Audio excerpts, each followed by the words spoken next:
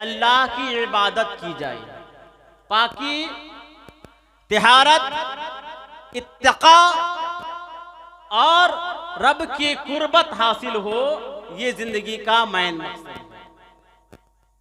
रब का जिंदगी का मेन मकसद यही है कि हमें अल्लाह का कुर्ब हासिल हो जाए और हम अल्लाह का महबूब तरीन बंदा बन जाए।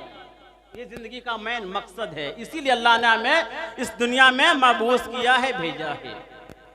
अब हमें देखना है कि हम इस मकसद से कितना दूर हैं।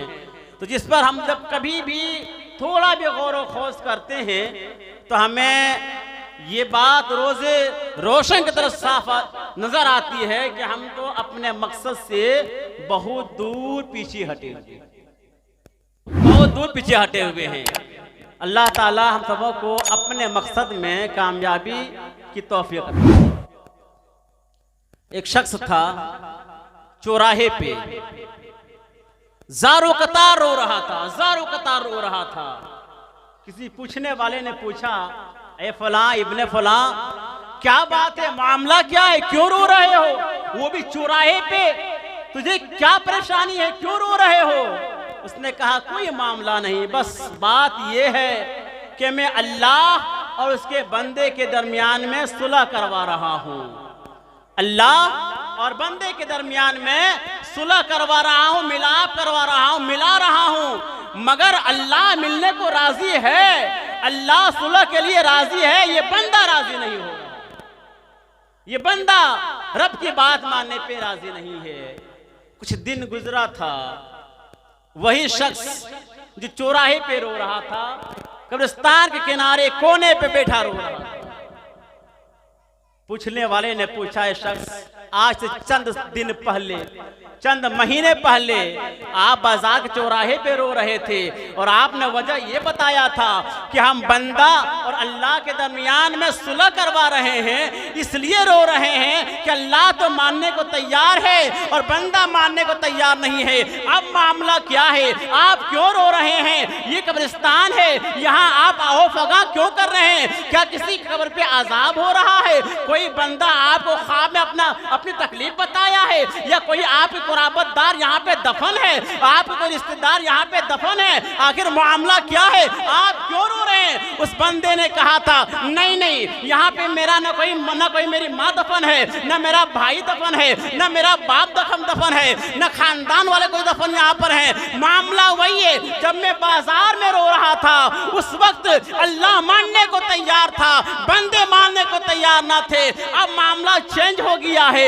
यहाँ तो बंदा मान रहा है, रब मानने को तैयार नहीं है। अब बंदा यहाँ खुदा को देख चुका है, कब्र के हंसने को देख चुका है, मौत का मजा चख चुका है, रब के फरिश्तों को देख चुका है, मौत को यकीन जान चुका है, काफी अफसोस मान रहा है, हाय हाय की दुआएं दे रहा है और कह रहा है, अल्लाह मुझे माफ कर दे, मुझे दोबारा जिंदगी दे दे, मैं फिर दुनिया में जाऊंगा, नेकियों पे नेकी करूंगा, सदके पे सदका करूंगा, ज़कात पे ज़कात दूंगा, तेरे बंदों को खुश रखूंगा, अमाले सालिहा करूंगा, गुनाहों से बचता रहूंगा। रब कहता नहीं, मैं तुझे एक बार जिंदगी दी थी, एक बार तुझे जिंदगी अता की थी, तुझे मैंने जवानी दिया था, तुझे बचपना दिया था, तुझे बुढ़ापा दिया था, ये सारे मरहला इसलिए दिया था ताकि तुम जिंदगी के नसीबो फराज में, जिंदगी के चढ़ाव उतार में, जिंदगी के अय्याम लहान में तुम ये जान सको कि अल्लाह ने हमें क्यों पैदा फरमाया। इसलिए तुझे दुनिया में भेजा था, तेरी हिदायत के लिए मैंने अंबिया को भेजा, रसूलों को भेजा, नबियों को भेजा, औलिया को भेजा, उलमा को भेजा, सब किस लिए मैंने भेजा था? ताकि लोग तुझे सीधे रास्ते दिखाएं और तुम अल्लाह की तरफ आ जाओ। मगर तुमने रब की एक भी ना सुना। अब रब को देख करके रब से कह रहा है, मुझे माफ कर दो, फिर मुझे दुनिया में भेज दो, नमाजें पढ़ूंगा, सदका करूंगा, रोजे रखूंगा, हराम से बचूंगा, हलाल खाऊंगा। अब यहाँ रब मानने को तैयार नहीं है। सोचिए, अगर यही मामला अगर हमारे साथ हो जाए कि मेरी मौत हो और कल मेरा रब अगर मेरे फरियाद को ना माने, तो सोचिए कोई ऐसा और है जो मेरा फरियाद ऐसे कर सके?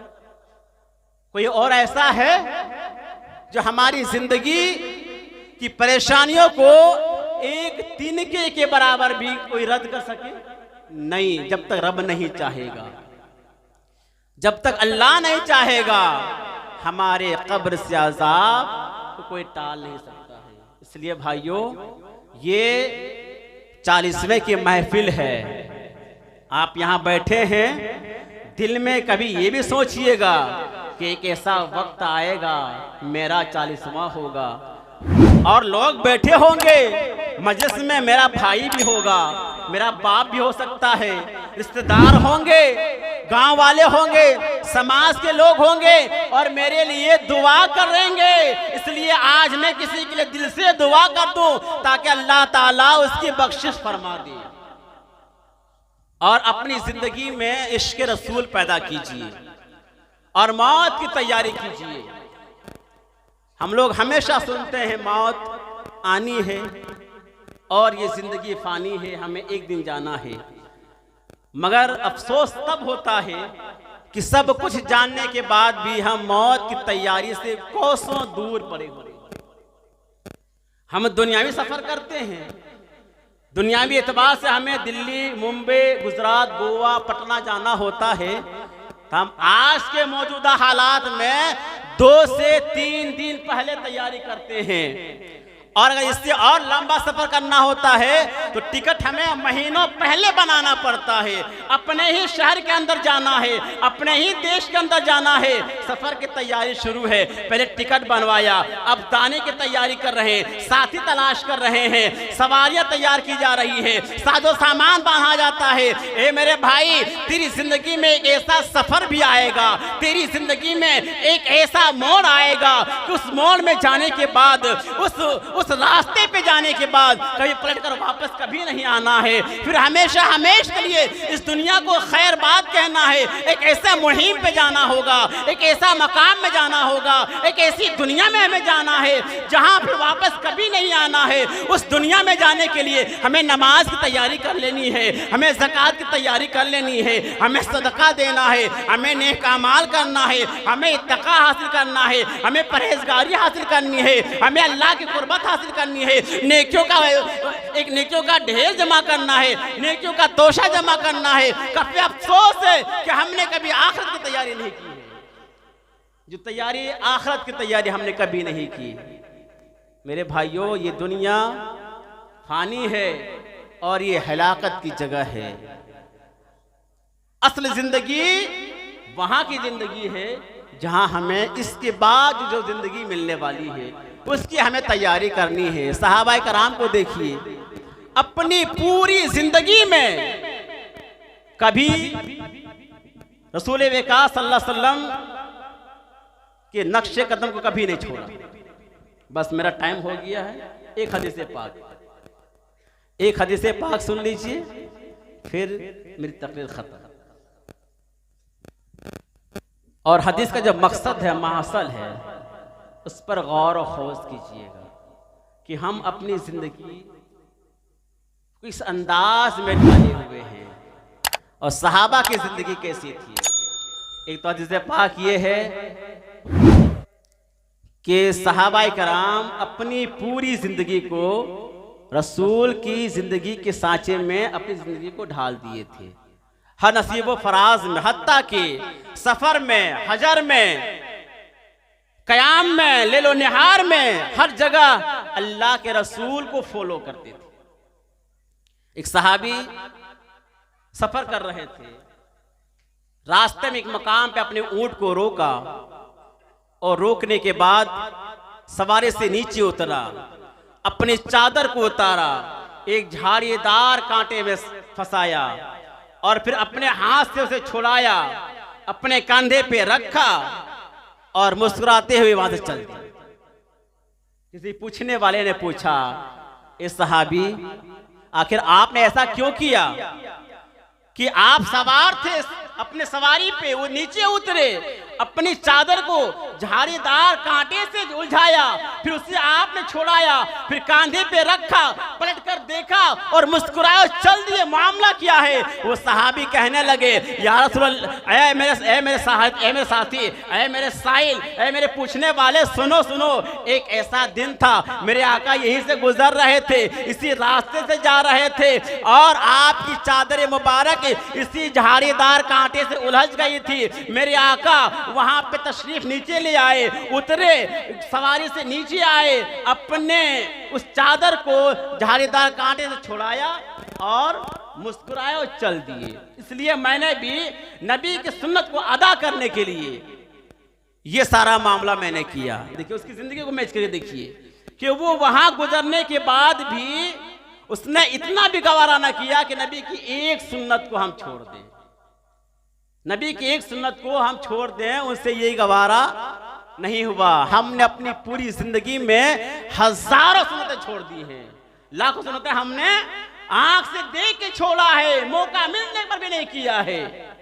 कई बार ऐसा मौका मिला कि नेकी काम कर लें, फिर भी शैतान ने हमला किया और वहां से हम चले गए। ये आखिरी हदीस है मेरी, सुन लीजिए और उस पर अमल करने की कोशिश कीजिए। सहाबी रसूल है, बड़ी मेहनत से एक मकान तामीर किया, एक आलिशान बिल्डिंग बनाया उसने। मेरे आका उस बिल्डिंग के करीब से गुजरे, आपके साथ जो साथी थे उसने पूछा कि ये मकान किसका है? साथी अर्ज करते, या रसूल अल्लाह, फलां सहाबी का ये मकान है, फलां सहाबी ने इन्हें बनाया है। मेरे आका वहां से गुजर गए, तारीफ ना किया, मकान की तारीफ ना किया, कंडीशन को, ढांचे को, नक्शे को, बनावट को तारीफ ना किया, और चेहरे से खुशी का इजहार ना हुआ और वहां से गुजर गए। सिर्फ नबी का चेहरे से खुशी का इजहार ना होना सहाबी के दिलो दिमाग पे एक मुसीबत बनकर टूट पड़ी, और वो सोचने लगे कि नबी मकान करीब से गुजरे और तारीफ ना किए, मामला क्या है? आखिर कुछ तो बात होगी कि नबी ने तारीफ ना किया। और जो मकान मालिक था उसे सुनाया कि आपके घर के पास से नबी गुजर रहे थे, आपके मकान को देखा और तारीफ ना किए और वहां से गुजर गए। उस सहाबी जब सुना कि मेरे मकान के पास से नबी का गुजर हुआ और मेरे मकान की तारीफ ना किया, उसने मकान को ढा दिया, तोड़ दिया, मिस्मार कर दिया, मलबे का ढेर बना दिया। फिर नबी वहां से गुजरे, क्या देखते वो मकान जो तामीर शुदा था, बना हुआ था, मलबे का ढेर बना हुआ है। सरकार ने पूछा जो मकानदार से बुलाया जाए, मदू किया। वो सहाबी नबी की बारगाह में हाजिर होते हैं। नबी ने पूछा, चंद दिन पहले आपके मकान के पास से मैं गुजरा था, मैंने देखा था आपका मकान तामीर शुदा था, बना हुआ था, अचानक क्या हुआ कि मलबे का ढेर बन गया? क्या बात है कि तुमने अपने मकान को तोड़ दिया? उस सहाबी रसूल अर्ज करते, या रसूल अल्लाह, मैंने सुना था कि मेरा मकान आपको पसंद नहीं है, इसलिए मैंने अपने मकान को तोड़ दिया, ढा दिया, मलबे का ढेर बना दिया। जरा सोचिएगा, उस सहाबी ने सिर्फ उसे ये गुमान हुआ, ये मालूम हुआ कि नबी नाराज हैं तो मकान को उसने ढा दिया। हमारी पूरी जिंदगी को देखिए, हमने अपनी जिंदगी में कितने ऐसे मोड़ आए और कितने ऐसे काम किए जो काम अल्लाह और रसूल को पसंद नहीं है। कभी एहसास हमने किया? नहीं। इसलिए नहीं किया है कि मेरा दिल मुर्दा हो चुका है, मेरा दिल में, मेरी जमीर में वो ताजगी नहीं है, रूह में वो इंटरेस्ट नहीं है, जिस्म के अंदर वो तवानाई नहीं है, रूह के अंदर, ईमान के अंदर वो रोशनी नहीं है। कभी हम भी सोच करके देखें कि हमारे हजारों काम हैं जो शरीयत के खिलाफ हैं, जो गुनाह के काम हैं, और हमने कभी सोचा नहीं कि हम ये काम जो कर रहे हैं इससे अल्लाह और उसके रसूल नाराज हो रहे होंगे। अल्लाह ताला हम सबों को नेक अमल की तौफीक अता फरमाए। वाखिर दवाना अल्हम्दुलिल्लाहि रब्बिल आलमीन। अस्सलामु अलैकुम व रहमतुल्लाह।